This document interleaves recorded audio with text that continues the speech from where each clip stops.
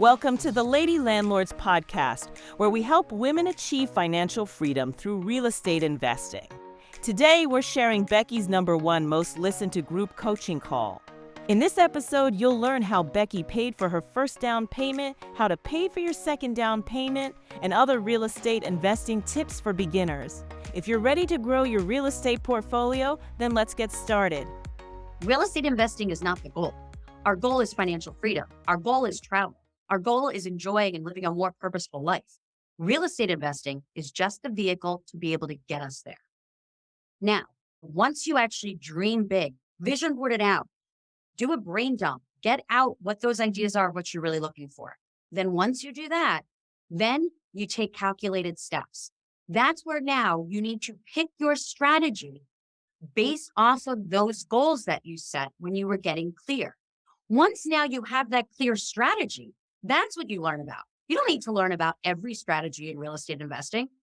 You only need to know about the strategy that you are going to use to get you specifically to your goals. What this does is this absolutely allows you to enjoy the journey a little bit more because you're not chasing somebody else's dream. You're not saying, well, this person said the only way to make money in real estate is to do this. You're saying this is what I'm going to do.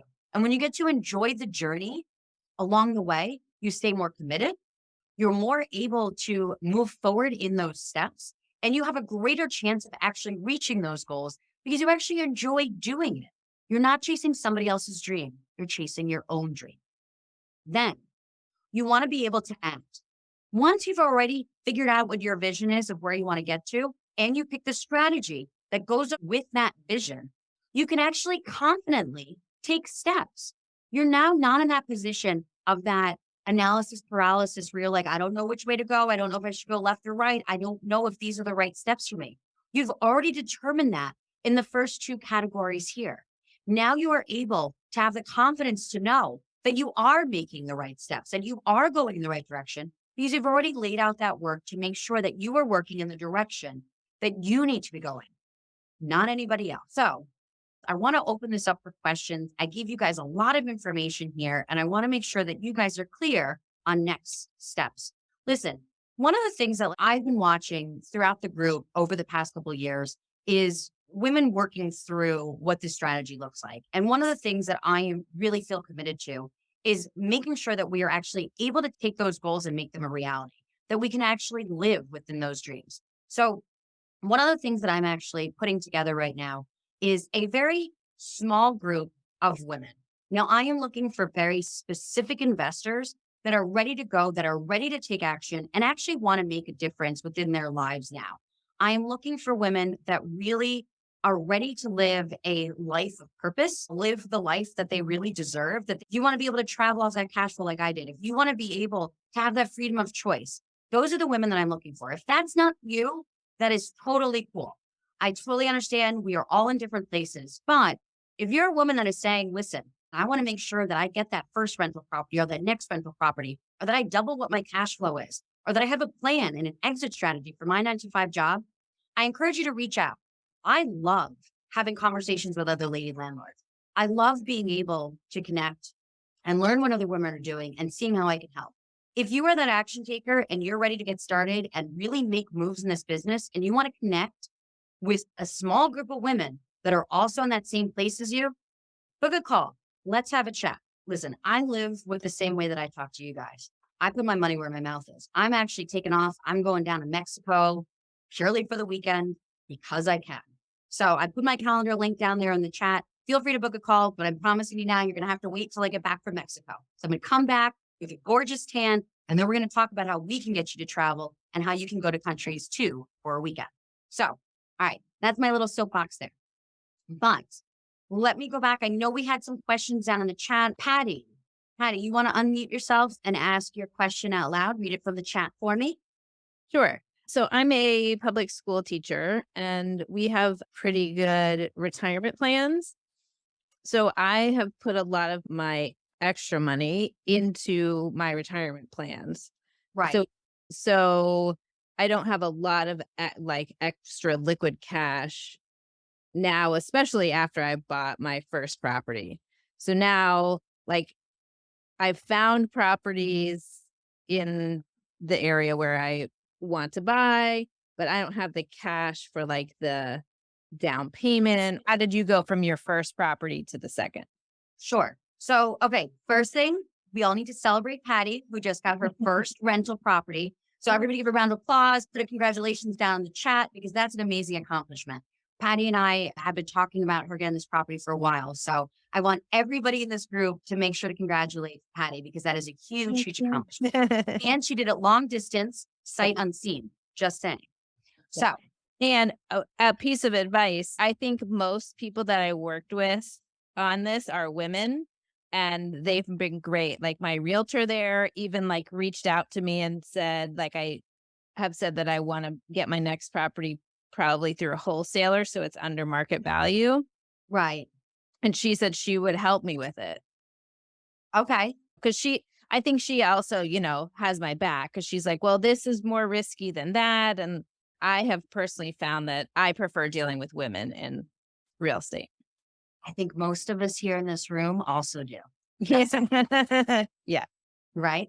Yep. So, okay. So back to your original question. Yeah. So listen, this is what I'm kind of talking about here. We all have a different journey. So I'm going to still share what I did to be able to get that second property because I've been able to buy multifamily here in New York every single year. Every single year I'm buying a $500,000 property. Right.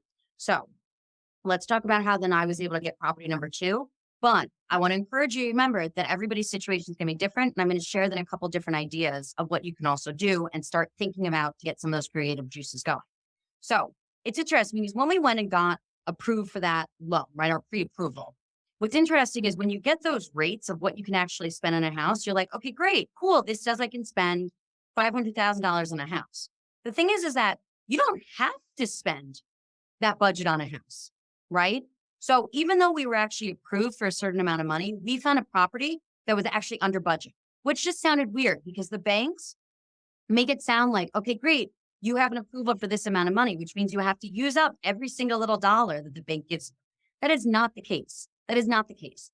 So we were approved for a property, but we ended up buying something that was about $100,000 less for what we were approved for. So the money that we had actually saved up for that first property, we were able to put that automatically into the second property. So even after that first closing, we did have some cash already ready to go because we didn't spend all of it on the first property. That just goes to the idea of making sure that you understand your budget, making sure that you know what you can spend, what you should be spending, and what you actually feel comfortable spending. You don't have to use every single penny that the bank is going to lend to you. Okay. So 1, we were able to have some of that money left over. 2, one of the other things that I did, especially because I'd mentioned when I moved back from Europe, I was completely in debt. So I looked for other ways that I was able to increase my income. So you know what? For a while, I had to work some extra hours. That was something that I was able to find a consulting gig within my industry where I was able to make some extra money. Did it suck for the couple of months that I was working long hours? Yes. Do I give any care to it now that I get to go travel and go live wherever I want? No. I feel like I forget about it. I feel like it's when they always talk about like after you have like a baby, that women clearly lock that out. Otherwise, no one would ever do that a second time. I feel like it's kind of the same, right? I was able to say like, okay, I had to live through that, but there was a greater good that came out of it, just like pregnancy, I heard. So it was really something then that I was able to move forward with and then say, listen, we have to kind of invest in extra time. I have to make some sacrifices. And also I was able to increase my savings during that time. Here in New York, when we bought that first property, I was able to eliminate my cost of living in New York. That right there. I mean, I used to pay $2,000 a month for a studio apartment in Manhattan. Patty, I know you're down in the city too. So I know it costs a pretty penny to live there. By house hacking, which was the way that we started with that duplex, not only was I able to live for free, but I actually was able to make a couple $100 a month. Not that big of a deal for the extra couple $100, but to put all of that money that I had from that property into savings made a huge difference. So that's what I was able to do. So in between those 2 properties, I increased whatever monies I could by picking up some extra side gigs. And then I really said, you know what, for the next few months, I just have to kind of cut back. I have to be able to live as economically as I could at that point in time. Do I understand that that is not a possibility for absolutely everybody? Yes. But that's where then there are other strategies out there. That's when you either want to get into looking into using private lenders and creating a funnel to be able to use other people's money. That's where then you want to start thinking about how you can leverage the property that you do have. And once again, you just closed, not something you can necessarily do today. Yeah. But that's why we always talk about that idea that when you buy that first property, we need to already be thinking ahead to property number 2 and property number 3, right? It's like building a house of cards. You have to lay a really good foundation or the whole thing kind of topples over, right? So there are still some options of what you can be able to do. Another option would be to look in a different cost of living area. Mm-hmm. You might have to say, you know what? I have X amount of money. Where can I actually afford a property that'll still give me some cash flow, but that'll at least start to kind of bring that in? Do some of those ideas help? Yeah. Okay. Yeah, definitely. Thank you. Yeah. Who's next? I'm going back to the chat here. Yenifeld, I know you had a question here. Do you want to ask your question out loud? All right, good evening, everyone. How you doing? All right, good. It's my first time. Thanks. So my question is, what if you're like zero? You don't own any property. You don't have like any money to start with. And where do you go from there? Like, how do you are able? Because I've been like asking things about private money lenders and all that, and everybody wants like some down payment and stuff like that. So how do you take it from there? Sure. So, okay. First thing that you're going to say in there, I want to use that as an educational moment. Okay.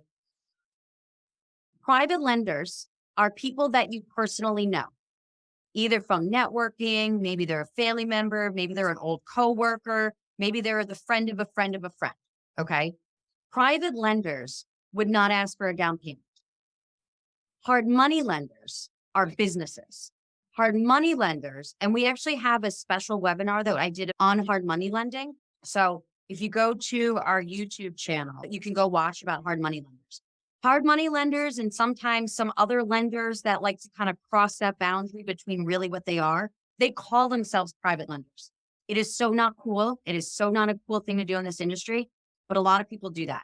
Private lenders are people you know. Everything is negotiable. A lot of times, really the way, and what I'm kind of suggesting to Patty in the last question, is to use private lenders to really just kind of fund that down payment.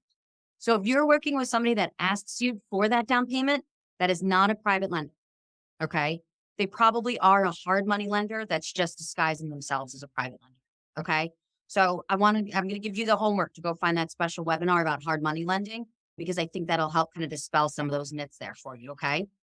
But if you're then saying, I have $0, right?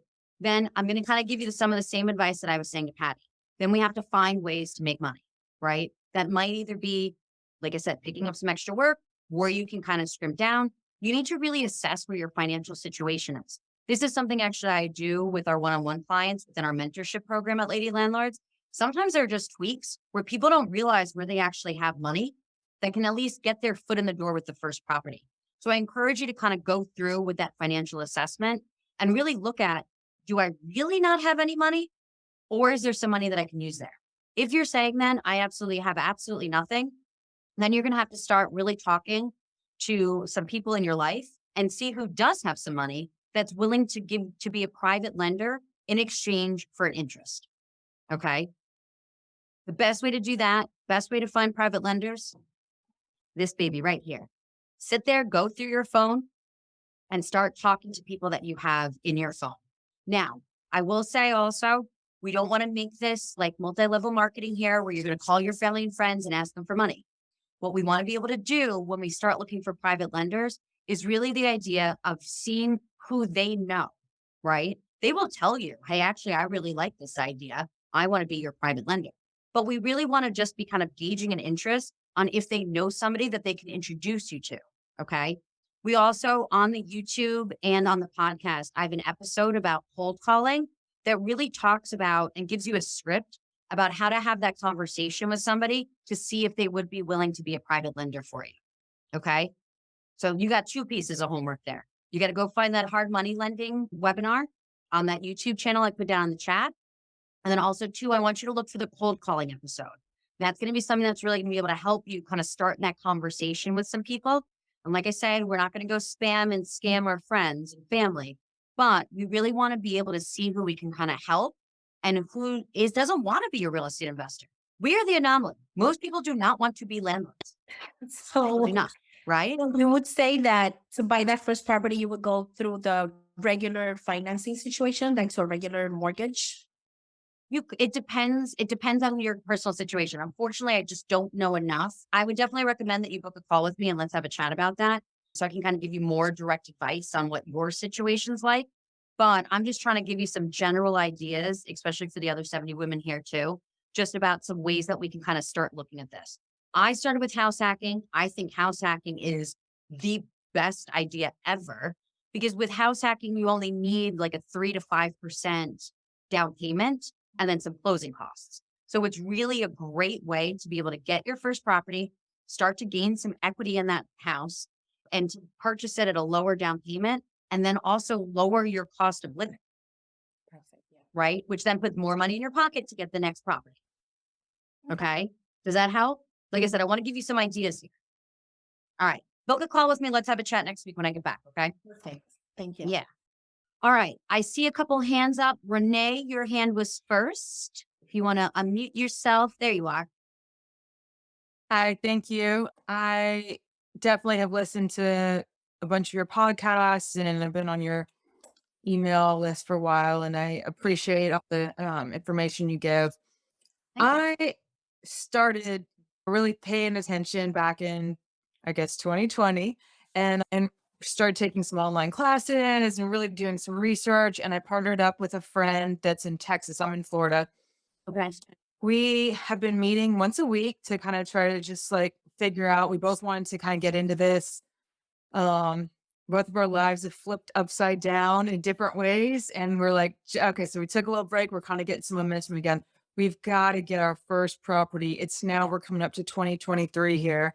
And we formed an LLC at the beginning of 2021. Okay. She's going to provide some principal for us to work with. And it's going to be in my home state, of course, Florida. I mean, Texas is invited either. In Texas would be great too, but Florida, obviously, right now. So we start running numbers, looking at stuff, trying to see where things are at. And I think we both, the two of us, have analysis by paralysis. We have not purchased anything and we need to do the first one. And I'm kind of stuck. It's overwhelming. Right. It's still kind of overwhelming, like what that first, I feel like we need a mentor. So, Again, I'm going to put my link down here for Okay. you, Renee. okay. Talk to your partner. Okay. Find a time that the two of you can get on a call with me together. Okay. Let's chat. Let's talk about where you guys are stuck. Usually, when somebody says analysis paralysis, what that really means is it's talking about fear. It might be a lack of education. It might be not having some fundamentals. You guys probably just need a couple little tweaks to be able to really get you guys to that first property. Okay. Also, I want you to start thinking action steps. Great, you have an LLC. An LLC is not putting money in your pocket. Okay. So we need to start thinking what action steps you need to do. And what I'm saying by that is think about like, if you need to feed your family and you need to make money, you need to make money tomorrow and you were going to do it in real estate investing. Opening an LLC would not be the first step, right? You got to find a property. So I think we just need to figure out, kind of identify a little bit about what's holding you guys back, what's kind of some of that fear between the two of you. I want to make sure you guys are kind of matched up appropriately. Make sure you guys kind of have the right goal or going in the right direction. Sometimes that's difficult with partners. That's why I want to get you two both on a call together and let's talk. I'll share some of the mentorship options with you. See if it's a good fit for you guys. And if not, I'll share some advice about what would be a good way for you guys to be able to move forward. Okay. Cool. All right. Thank you. All right. You're welcome, Renee. We'll talk soon. I'll talk to you next week. All right. Okay. All right. Good deal. All right. Megan, I see your hand up. And then Michelle, I see you have a question in the chat. But Megan, why don't you go next? Hi, thanks. Yeah. Yeah. So I'm considering the house hacking option and I've actually been looking in 2 different markets just to compare. And I'm also still deciding what city I want to be in. But one thing, and I've heard this from all the people I listen to on all the podcasts, is that house hacking is great because if you find the right property, you can live in either one unit or one room of a single family, whatever. You can live for free and the other people pay the mortgage. And I have not found a single property where that would be possible. So I'm wondering what I'm missing because I'm noticing that even though rents are high, they are, and they're kind of high everywhere. they have not been in any place that I found high enough to cover the mortgage. So it's not even living for free. It's like you're still paying, which I mean, I guess is if you have to do that, then that's fine, but that's really not the point of house hacking. So I'm wondering if Right. that's just the market now, like there aren't properties where that happens, or if there's something I'm missing. Okay. So Megan, we spoke a couple weeks ago about kind of what area maybe you kind of want to move to. Yeah. So I remember that conversation. We talked about kind of narrowing down some cities. So there's a couple things that are possibly going on, right? So one, when you house hack, it is an absolute bonus to be able to live for free and make some extra money. Really, the idea with house hacking is, especially because I know some of the places you were looking were high cost of living areas, right? We talked about Texas, we talked about Denver. I know you want to get out of Seattle, but we were talking about some other places that kind of had some high cost of living areas, right? But the goal with house hacking is really to be able to lower your expenses, right? So as I mentioned, I used to pay $2,000 a month for a studio apartment. If I was only paying $1,500 in my own house, that'd be fantastic, Mm, right? If I paid $1,000, I'd be saving $1,000 a month. That's 12 grand a year. That's huge. So sometimes when we look at house hacking, it's a different deal analysis to say, what would I be saving, right? It's more difficult to be able to mm, say, I'm going to buy a duplex and one unit is going to cover the whole mortgage. yeah. That's a little bit more rare, especially when you are looking at high cost living areas and with it has changed in the real estate market in the past 2 years. Prices are a lot higher. So we want to make sure when we do our deal analysis, we're really looking at it. And you can factor in one of the ways that I do this when I look at those owner occupied properties, factor in what you would be able to rent both units out for, Mm, okay. right? Use those numbers to be able to do your calculation. So then you can say, great, I can rent this unit for $1,500, the other one for $2,000. Then do the numbers work with that? Then if so, then decide, well, if I live there, I can live in the $1,500 unit and that decreases what I'm paying in Seattle. That's $2,500, right? You're saving $1,000. That would make a big difference, Yeah. right? Yeah. So a lot of people, when they do deal analysis for house hacking, they forget to remember that they're going to be living in one of the units. It doesn't necessarily mean that you're going to live for free, but it's the idea is that it can decrease the cost of living. Two, Yeah. the first time you analyze a property doesn't mean that you're going to hit gold. You have to become a deal analyzing machine. Now, how confident do you feel in analyzing deals? Probably a 5 out of 10 because I'm just getting started, but it's better than 0. So I'm getting better. No. That is, and Florence hears me say this all the time. You need to become a deal analyzing machine. You need to get there and practice, and you need to be able to say confidently that you are a 10. Okay. So what I used to do, I'll just give a couple tips of what I used to do when I was learning how to analyze deals. Is what I used to do is I used to actually I still have it. I have my little penguin timer over here. I don't know why, but this made a world of difference to me. But I would set that timer and I would say, great, for 15 minutes, I'm going to analyze deals. I'd go on Zillow, realtor.com, whatever it was. I'd pick out houses. It didn't matter if they were in my market or not. And I would spend 15 minutes a day analyzing as many deals as I could. And then what the most important part with analyzing deals that people skip is if the deal does not work, figure out why. Look at those numbers. Okay, the deal doesn't work. It doesn't cash flow. What can I do to make it cash flow?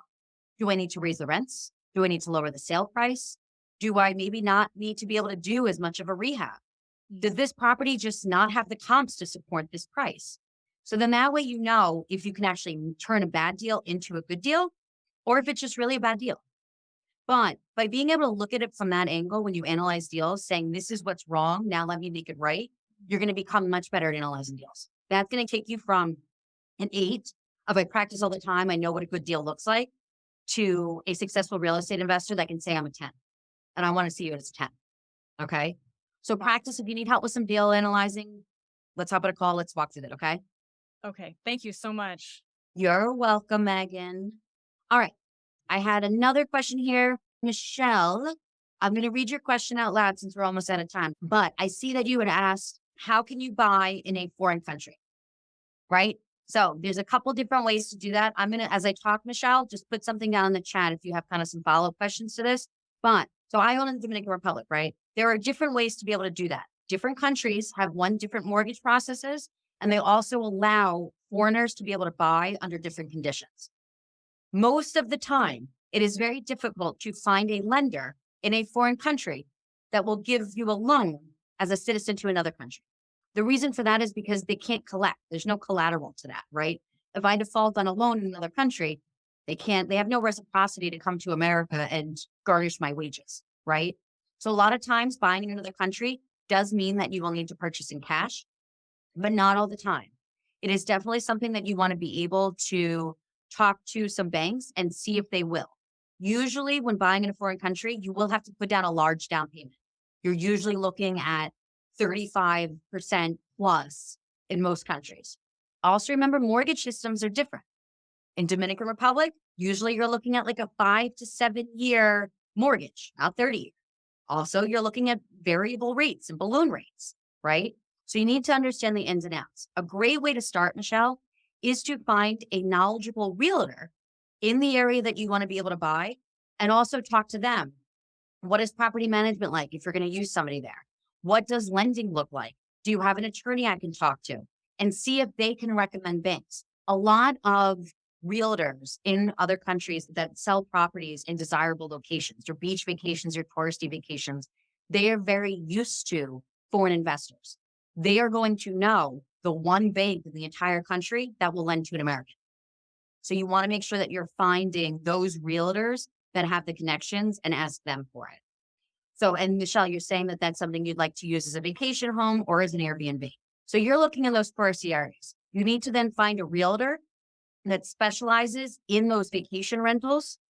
And then that's who you want to talk to. And they will be able to let you know if there's any option in that country to receive funds as an American. Okay. And then I see we got one more question from Jessica. So you're up next here after Michelle's follow-up. Oh, I didn't have a question. It was just a comment. Oh, just your, yep. So Jessica had mentioned, furnished midterm rentals for traveling nurses may increase your rent more than traditional long-term finance rentals. Right. That's one of the things that I was kind of talking about before, where you have to really understand what your goals are and what your strategy is going to be, because that would be something. Midterm rentals, short-term rentals, they're a little bit of a different beast than long-term rentals are. So we want to make sure that you pick your goal first and then match the strategy that goes along with it. Okay. Jasmine, you want to be our last question here for tonight? You want to mute yourself on? So my question is, being that we're in New York, it's a tenant-friendly state. So I know that pre-screening and screening your tenants fairly carefully is what you want to aim for. But let's say so-and-so tenant, it looks good on paper and you have them and you're living in a unit, and then let's say they end up becoming the worst tenant ever. But with your rules and regulations in the state that you live in, what are your tips and tricks for that? Okay. So as you know, I invest in New York. I like investing in New York. It is a place that I feel really comfortable investing. And it's really the idea of getting to kind of know your laws, getting to know your regulations, those types of things that do become important.